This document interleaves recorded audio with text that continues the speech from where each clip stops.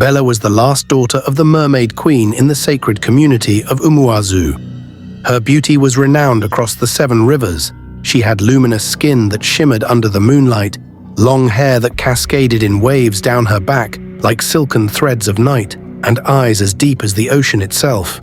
But what set Bella apart was her insatiable curiosity about the world above. Umuazu's river was forbidden territory for humans. The waters were sacred, imbued with ancient magic, and guarded fiercely by the merfolk.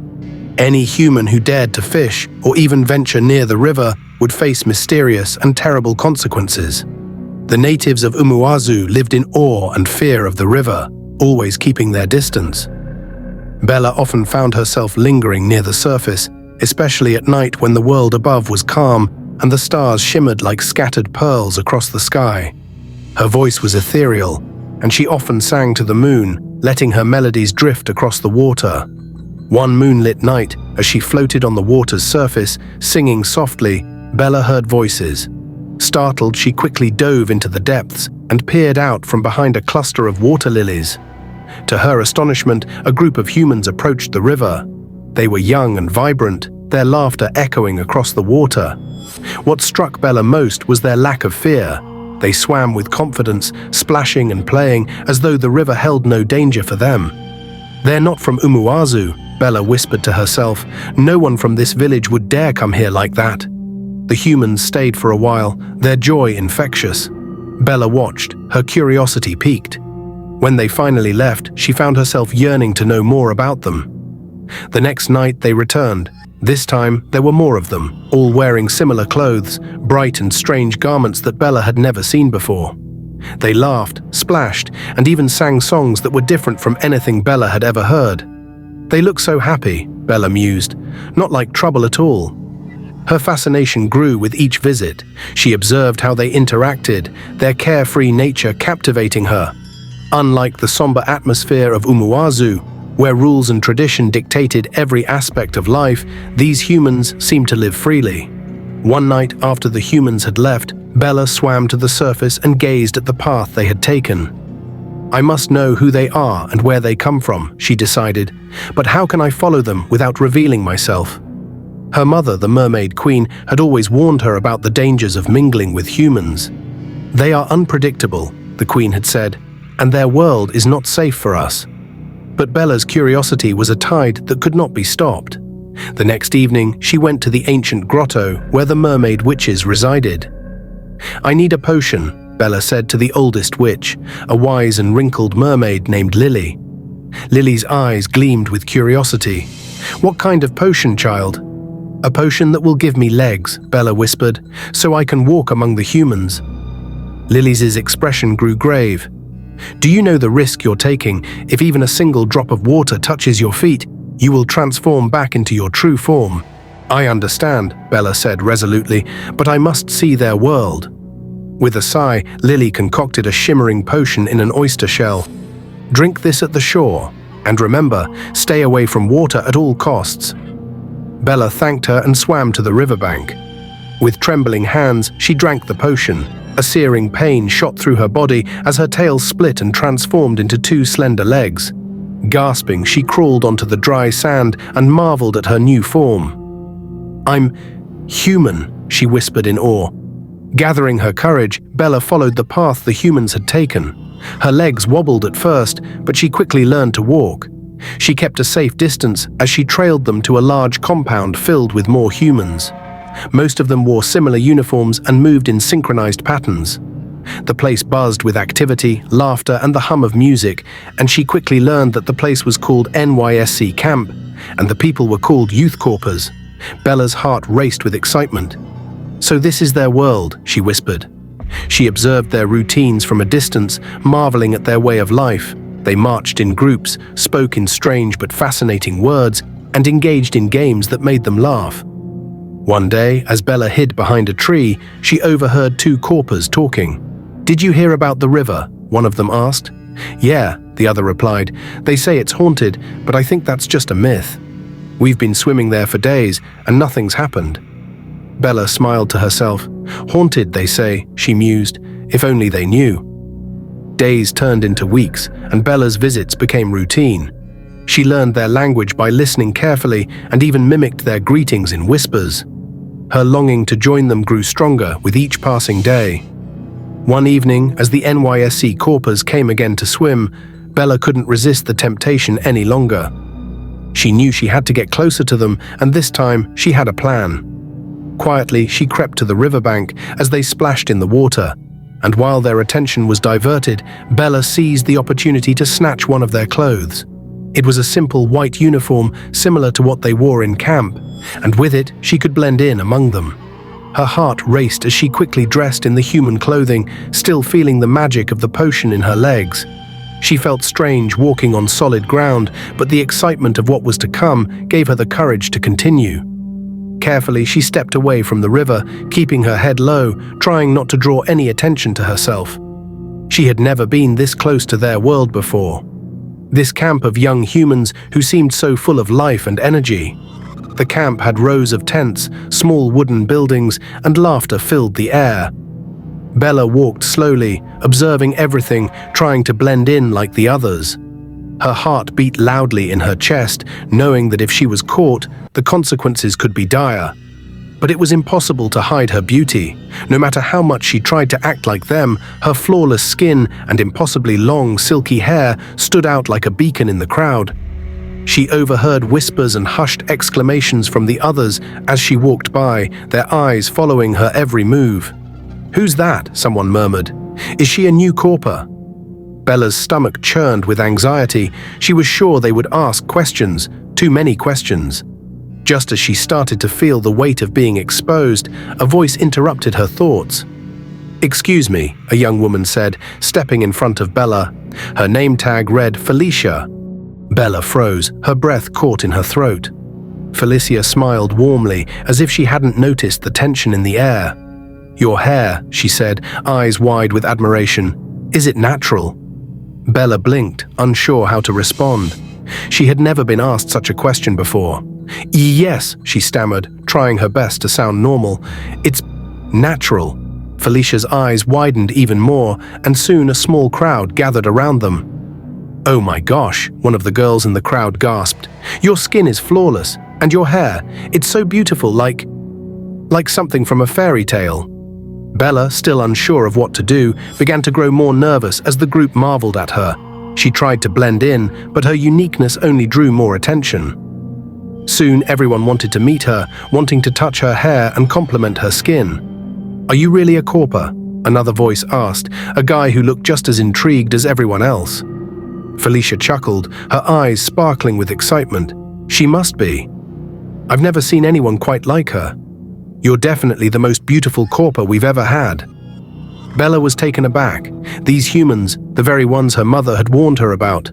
Her mother's warnings echoed in her mind, painting them as harmful and untrustworthy, were being so kind to her. They didn't treat her with suspicion or fear. They were fascinated by her, yes, but in a way that made her feel welcome rather than threatened. "I didn't expect this," Bella thought, a mix of awe and confusion filling her. Her mother had always spoken of humans as dangerous, as creatures that could destroy or harm the mermaids, and Bella had always believed it. Yet here she was, surrounded by them, and they were smiling at her, asking about her life, treating her like they had known her forever.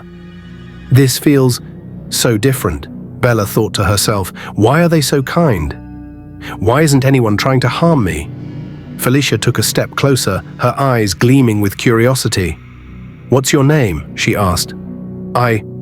I'm Bella," she replied quietly, still unsure whether she should reveal more. "Bella," Felicia repeated with a smile, as if she were tasting the name. "Well, Bella, welcome to the camp. You're going to be a sensation here. The moment I saw you, I knew you were special." As the days passed, Bella continued to visit the camp, blending in among the humans. The news of the new beautiful Corper spread like wildfire throughout the camp, and it wasn't long before everyone knew her name. People stopped her to ask about her, to talk to her, and to express their admiration for her striking appearance. Despite feeling out of place at times, Bella found herself enjoying the attention. She had never experienced anything like this before. She had always been a daughter of the river, hidden beneath the waters and separated from the human world by a barrier of rules and fears. But now, among the humans, she felt seen. She felt as though, for the first time, she wasn't invisible. "Felicia, tell me more about this place," Bella asked one evening as they sat by the campfire, the warmth of the flames casting soft light on their faces. Felicia grinned, clearly happy to have such an interested listener. "Well, this camp is for all the people who come to serve their country, during the National Youth Service. We're here for a year, working in different places and doing different kinds of jobs. Some of us are teaching, some are doing community work, some are learning new skills. It's a time for us to grow and give back." Bella listened intently, fascinated by the concept of such a structured, purposeful existence. She had no idea that humans had such an intricate way of life, filled with so many responsibilities, goals, and ambitions. The humans in Umuazu had always seemed so distant and strange to her, but now she saw them in a different light. Days turned into weeks, and Bella's life began to weave itself into the fabric of the camp. She learned their ways, their customs, and their language. They taught her games, songs, and dances.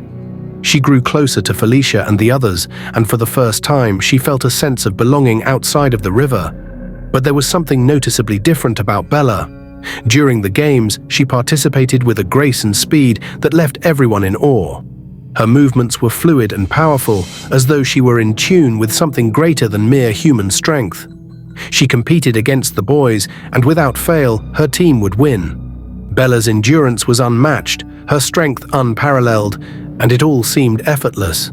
She easily outpaced the others, winning races in a flash, and even outmuscling the guys in the strength challenges, lifting heavy objects with ease. It wasn't just that she was good, she was extraordinary. And this, naturally, didn't go unnoticed. The male Corpers started to take notice, their pride wounded by Bella's undeniable abilities. At first, they laughed it off, but as the days went by, the wins piled up, and so did their frustration. "How is she doing this?" one of them grumbled after Bella had easily carried a barrel that took 3 men to lift. "She's not even breaking a sweat. She's probably been training her whole life for this," another said dismissively. But deep down, they couldn't ignore the suspicion that there was something more to Bella's victories. She was too perfect, too strong, and she didn't look like someone who had spent years in rigorous training.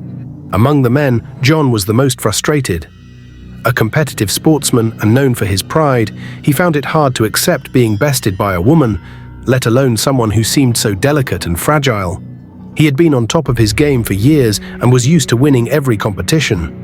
But Bella's victories stung, like a reminder of something he couldn't quite place. After another defeat in a tug-of-war contest where Bella had practically dragged the entire team across the finish line, John found himself growing increasingly suspicious. His pride was bruised, and that was something he wasn't willing to ignore. There had to be a reason for her inexplicable strength, and he was determined to find it out. "She's hiding something," John muttered to himself as he watched Bella laugh and chat with Felicia after yet another victory. His mind raced with possibilities. Was she on some sort of performance-enhancing drugs? Or was there a secret training regimen that she wasn't sharing? The thought gnawed at him. The next day, he decided to follow her. He waited until the evening when Bella usually slipped away from the group to be by herself. She had always been a bit elusive, and John had noticed that she often disappeared when they were finished with the day's activities. He suspected she was trying to hide something. Perhaps her training, perhaps the secret behind her strength. John trailed her quietly, making sure to keep a safe distance. He watched as she made her way toward the edge of the camp, heading toward the forest line. His heart raced with the anticipation of uncovering what she was hiding. She didn't seem to notice him at all. As she walked deeper into the woods, John became more cautious. The trees grew thicker, and soon the sounds of the camp began to fade. Bella stopped at a small clearing, her back to John, and for a moment he thought about turning back. But his competitive nature, fueled by the sting of defeat, pushed him forward. He watched as Bella approached the river, her movements graceful and serene. She carefully removed her clothes and folded them with an unusual elegance before hiding them beneath a bush. John held his breath as she slowly stepped into the water. As soon as her feet touched the surface, something incredible happened. Bella's legs began to shimmer, and in an instant they transformed into a fishtail. John's eyes widened in disbelief. His mouth went dry as he struggled to comprehend what he was seeing. His hand instinctively reached for his phone, but he froze. He was paralyzed with awe and shock, unable to believe that this could be real. Before he could recover from his surprise and start recording, Bella disappeared beneath the water's surface. She swam with such speed and grace that she was gone in an instant, swallowed by the depths of the river. John stood there, frozen, staring at the empty water. The moonlight reflected off the ripples where Bella had vanished, but she didn't resurface. He waited all night, hoping that she would emerge again, but the water remained still, as if it had swallowed her whole. As dawn broke, he reluctantly stood up, his body stiff from the cold night air. The image of Bella's tale, the transformation, the impossibility of it all, he couldn't shake it. His heart raced as he turned back toward the camp, each step weighed down by the need to tell someone, anyone, about what he had witnessed. He burst into the camp, his breath coming out in sharp gasps. "You won't believe what I saw," he exclaimed, his voice urgent, but there was a crack of disbelief in his own tone as he spoke. Felicia looked up from the campfire, an eyebrow raised in amusement.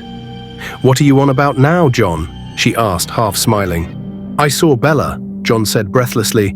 "I saw her. She's not human. She's a mermaid." His voice rose with every word. The camp went silent for a moment, and then everyone burst out laughing. "Oh, John, come on," one of the guys said, shaking his head. "This is getting out of hand. First, you complain about losing to her, and now you're claiming she's a mermaid." "Seriously, bro?" Another guy chuckled. "Are you just upset because she beat you in every competition?" John's face flushed with frustration. "No, I'm telling you, I saw her. She changed right there in front of me. Her legs turned into a fishtail. I swear it's true." Felicia stood up, her face kind but skeptical. "John, we know you've had a tough time losing to her, but we all saw how much effort you put into those competitions. Maybe you're just imagining things." John ran his hand through his hair, trying to calm himself down. "I'm not imagining it, Felicia. I swear on everything. I saw it with my own eyes." But the more he tried to convince them, the less they believed. They laughed it off as a joke, or chalked it up to his disappointment over his repeated losses to Bella. They brushed him off like he was just a sore loser, and soon enough, the conversation shifted back to their usual banter. Frustrated, John decided he wouldn't give up. He couldn't let it go. He needed proof. The next few days, he kept a close eye on Bella, waiting for any sign of her strange transformation. He tried to catch her when she went to the river, even hiding behind trees or bushes, but every time he was too late. Bella had become more cautious, always slipping away in ways that made it difficult for him to follow her unnoticed. She seemed to have noticed his attempts to capture her on camera, and it wasn't long before she grew more careful, more elusive. One evening, John saw her walking toward the river, but as soon as he made a move to follow her, she seemed to sense him. She turned around swiftly and glanced in his direction, her eyes sharp and knowing. Without missing a beat, she changed course, heading into a dense patch of trees that blocked his view. John cursed under his breath. How had she known? The next few days followed the same pattern. Every time he thought he had her cornered, Bella would slip away, out of reach, her movements almost like she was one with the forest and the river. Feeling more frustrated than ever, John devised a way to expose her. During one of their game days, when the entire camp gathered to play, John prepared a bucket of water in secret. He had noticed how Bella always stayed away from the water during the games, clearly trying to avoid triggering her transformation. But this time, he would force her into it, and everyone would finally see the truth. The day of the game arrived, and the usual buzz of excitement filled the air. Bella was dominating the competition as always, effortlessly outrunning the men, lifting weights that seemed impossible for her delicate frame. The others were cheering her on, completely enchanted by her presence, oblivious to the storm that was brewing in John's heart. As Bella neared the finish line of a race, John saw his moment. With quick precision, he splashed the bucket of water right at her, aiming for her legs. The moment the water made contact, Bella's body convulsed. She gasped and stumbled, her eyes widening in terror. Her skin shimmered briefly, and her legs began to change, the transformation overtaking her. She fell to the ground, her fingers gripping at the dirt, her body writhing in pain as she screamed, the human form she had so carefully preserved shattering before their eyes. The long, graceful tail of a mermaid began to emerge, and the pain of the shift twisted her body uncontrollably. The camp erupted in chaos. The Corpers who had once treated her with kindness now backed away in fear, their faces contorted with shock and terror. Some were paralyzed by the sight, while others screamed, "Witch! Witch!" and began running to fetch weapons from their bags. A few brave men, fueled by the fear that gripped them, rushed to arm themselves with cutlasses, sticks, and stones. The once jovial group of friends now turned into a mob, chanting, "Kill the witch! Kill the witch!" Bella's heart raced with fear, her vision blurred with the panic that overtook her, but she could still hear the sound of heavy footsteps approaching. The men's shouts rang in her ears, their faces twisted in hatred.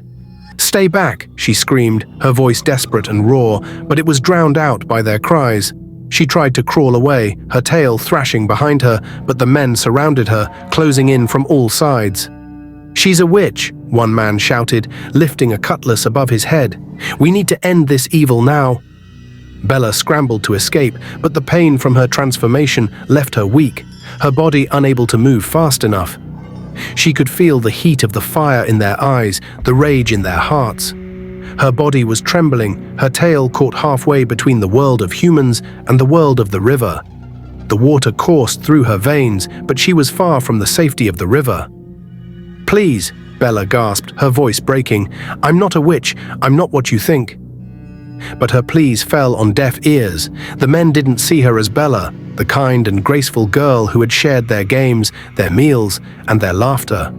All they saw was a monster, a creature that didn't belong to their world, a threat they had to destroy.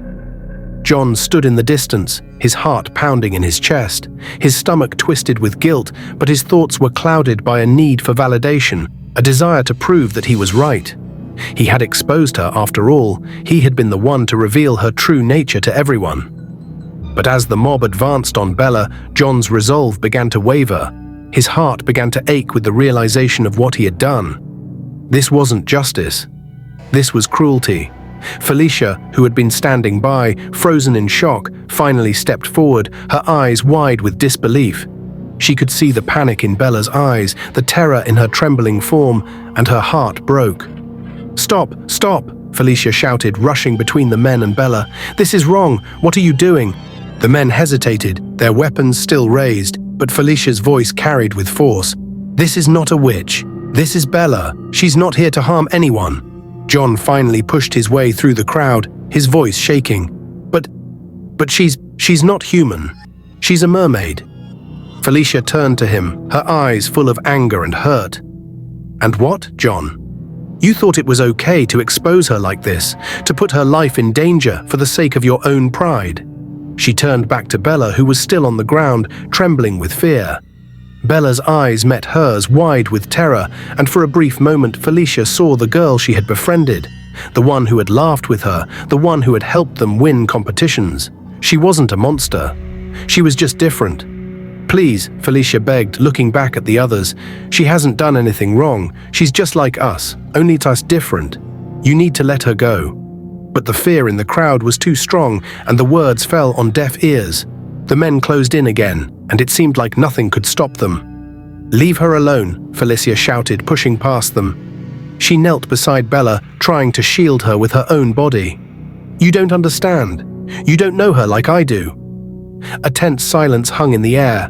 John felt a coldness grip his chest as he looked at Bella, her eyes full of pain and sorrow.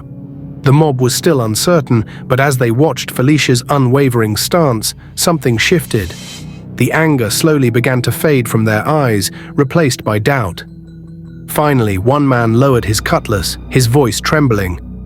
What should we do now?" Felicia stood up, her voice steady yet pleading. "Let's stop and think before we make the biggest mistake of your lives." There was a long pause, the tension thick. Bella, exhausted and fearful, looked up at the group with eyes that reflected the depth of her pain. Would they listen? Would they let her go, or would they let their fear take over completely? John stood there, still unable to speak, his heart heavy, the truth of his actions crashing down on him. "Bella hadn't harmed anyone," he finally spoke. "She has been graceful and kind to everyone. I only wanted to prove that she was winning the competitions unnaturally with strange powers, but I don't think she means any harm." The realization hit him like a tidal wave. He had let his jealousy and pride cloud his judgment, and in doing so, he had pushed the one person who had never hurt him or anyone else to the brink of destruction. Bella's body was trembling, but her eyes, though filled with fear, also showed a glimmer of hope. She hadn't expected any mercy, let alone this act of compassion. John could see the relief beginning to slowly replace the terror in her eyes as his words lingered in the air. I think we should let her go," John said, his voice hoarse. "Let us take her back to her home, where she belongs, and let her live in peace, never to interfere with human affairs anymore." His voice was quieter now, tinged with regret, but there was sincerity in his words. The group, still shaken but slowly coming to grips with the truth, nodded in agreement. The mob's anger and fear dissolved, replaced with a mix of guilt and disbelief at how far things had gone. One by one, the men dropped their weapons, the threat of violence slipping away. John, still kneeling beside Bella, gently scooped her into his arms. She winced slightly from the pain of the transformation, but she didn't resist him. Her tail, once vibrant and full of life, now looked frail and drained as it draped along the ground. He could feel her body shaking with the strain of being so exposed, so vulnerable. She was no longer the confident mermaid she had been when she entered the camp, but instead a creature who had been almost attacked. Her life threatened by the very people she had come to trust. "Let's go," John murmured, his voice barely audible, his mind still swirling with conflicting emotions. He didn't know how he could ever make up for what he had done, but he knew this was the only right thing left to do. Felicia, standing beside him, reached out to gently touch Bella's arm, offering comfort as she whispered, "It's okay, Bella. We'll take you home." The small group, now united in this mission to right the wrongs of the day, began to move toward the river. The others followed at a respectful distance, their steps hesitant but resolute. They walked in silence, the weight of the moment pressing down on each of them. They could see Bella's strength, her resilience, even in her weakened state. She wasn't a monster, she was someone who had just wanted to be seen, to be accepted, like anyone else. As they reached the riverbank, John gently lowered Bella to the soft ground by the water. The river, which had once been her sanctuary, now seemed to be her only refuge from the cruelty of the world she had tried so hard to belong to. Her eyes, though filled with sadness, were also filled with gratitude. She looked at each of them in turn, at John, who had brought her here despite everything, and at Felicia, who had stood up for her when no one else would. "I'm sorry, Bella," John whispered, his voice breaking. "I never should have." "No," Bella interrupted softly, her voice quiet but strong. "You didn't know. None of you knew. I don't blame you." Her words, though simple, cut through him like a knife. How could she not blame them after what they had done? How could she forgive him so easily? Felicia crouched down beside her. "You have nothing to apologize for. You were only trying to be yourself." Bella gave a small, sad smile, her blue eyes reflecting the sadness of the moment. "It's not your fault. I've always known that the world above is not for people like me. It's just hard sometimes to stay hidden." John didn't know how to respond, but he knew one thing for certain. No matter what happened from this point forward, Bella would never be forgotten. He would carry the memory of her and the lesson of the day with him for the rest of his life. He would never again judge someone based on fear or jealousy. "Thank you for giving me a chance," Bella said, her voice barely above a whisper. "Thank you for not killing me." "We're sorry," Felicia said, her voice thick with emotion. "We were afraid, but we learned. You deserve to live in peace, just like us." Bella nodded, tears welling in her eyes as she gazed into the depths of the river. She turned to John once more, her eyes soft. "I will never forget this, all of you. Maybe one day you'll see that the world above and the world below can coexist. But for now, I have to go."